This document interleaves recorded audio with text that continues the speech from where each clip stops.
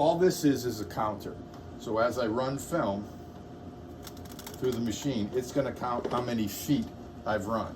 So in a second here, this will turn to 1. This is not a temperature gauge. This is your temperature. You've got an hourglass and a check mark. So when there you go. So I'll go ahead and stop this. So now I've run 1 foot. If I wanted to get out of that and start over again and start to remeasure, I press and hold, and it will go away. On my temperature setting, I've got an hourglass and a check mark. The way the machine works is it's constantly sending heat to the machine, so that hourglass might keep going back and forth as you're running the machine. The check mark tells me I've reached optimum temperature. So as I run stuff through, that check mark may go away and the hourglass may start flashing, which means I can't keep up with what you're doing.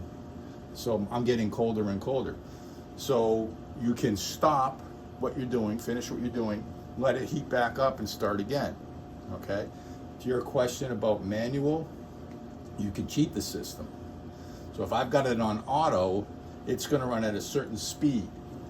If I wanted to cheat it, I could put it on manual by hitting that button and this auto light goes away, and I could slow the speed down. So if I'm a little bit cooler, but I'm running slower, I can finish whatever I'm doing, okay?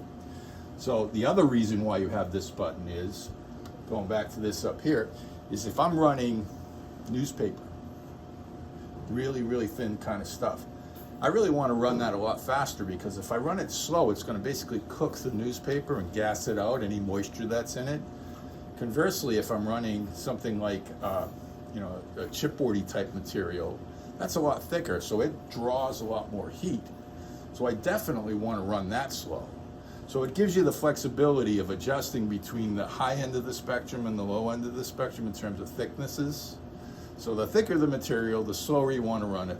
The thinner the material, the faster you want to run it. And that just gives you a little bit more control over the finished products.